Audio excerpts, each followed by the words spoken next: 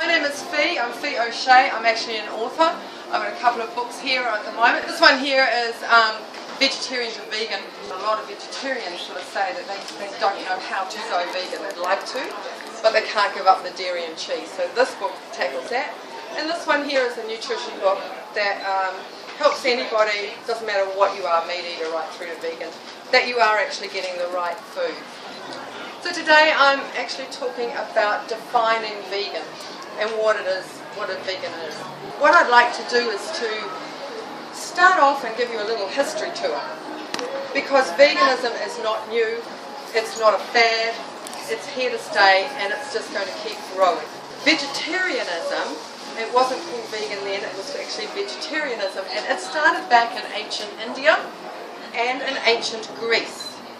And the philosophy was that it was non-violence towards animals, not consuming flesh, including sea animals, and not consuming animal derivatives, which was the dairy and the eggs. It was promoted by religious people and it was promoted by philosophers.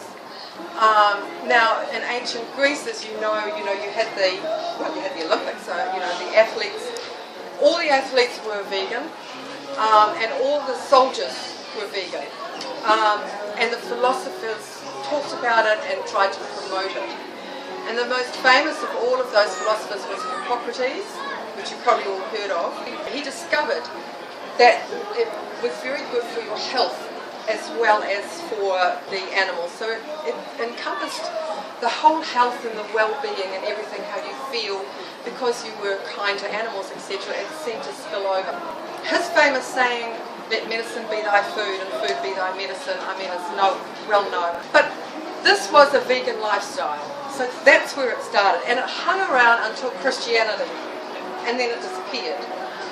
I have my theories on why, but I'm not about to tell you. I think you can, make your own mind up as to why it sort of like disappeared there. But in the Renaissance there was a resurgence of vegetarianism, and it went through until the 19th and 20th century. And again, it was all animals and animal derivatives. But what happened then in the early part of the 20th century was that the industries realised that they were losing, they wanted to sell more eggs and sell more dairy. And so they said was that vegetarianism was actually unhealthy, that you needed to have eggs for protein and you needed to have dairy for calcium. And so it was really an amazing marketing ploy by these guys, and they got it into the psyche of everybody. And that's why if you go in and say you're vegetarian, people naturally assume that you will eat dairy and eggs. In 1944, Vegan Society in England was started, and they were just non-dairy. So they were still no meat, eating the meat, but they were non-dairy. And then it morphed into no eggs as well, and it morphed into sort of like how we kind of know the vegan now. And their doctrine was man should live without exploiting animals. But the vegetarian is about the food. The vegan is about the lifestyle. But the vegan is also about what you wear. It is not consuming animal or animal derivatives in any sense at all. So there is no leather, there is no wool, there is no silk. Here in New Zealand we are very much into the dairy thing. Because we're a primary producing country, and we've gone from sheep and wool and cattle and all sorts of things, and now we're in the big huge thing of the dairy. And I hate to say it, but dairy in New Zealand is going to get bigger before it gets smaller. On Thursday, I did hear that there has been another pay rise, a payout for the farmers.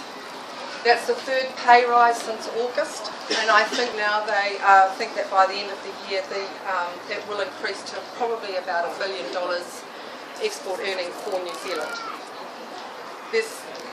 That to me is just paving the way for the intensification that is going to happen in New Zealand, unfortunately. So the only way that we can stop the move forward is by reducing the amount of dairy that we are consuming. You know, New Zealand is supposed to be clean and green, and I think we all know that that's just, it's just quite bizarre. We are no longer clean and green. Our waterways are just so bad. And Havelock North, I think recently what happened there, I'm not saying that that Havelock North was caused by dairy. I'm not saying that at all, but it was caused by animals of some description, because what was in the water can only be found through animal, and that's human as well, but animal feces. But unfortunately, this is actually going to be the norm. This is going to, you know, be prepared.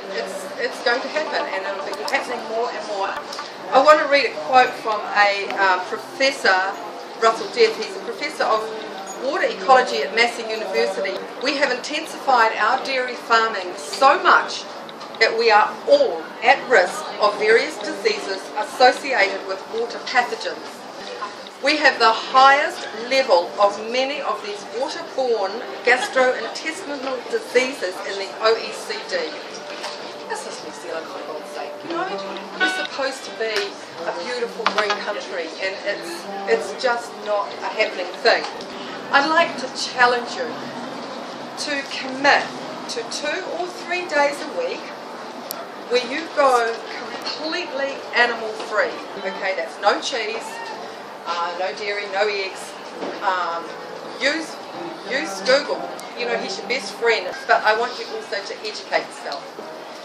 I want you to go into YouTube and just find out what happens to little baby boy chickens the day after they're born. You know, the egg industry only wants female chickens. What the hell happens to the little boy chickens when they're born? Now, if you can bear to watch that I applaud you. I can't watch it. The leather industry, have a look at what's happening with the leather industry. Watch the movie Forks Over Knives, absolutely amazing movie. Watch documentaries, anything, but just educate yourself, because once you know, unfortunately you can't unknow. Thank you very much.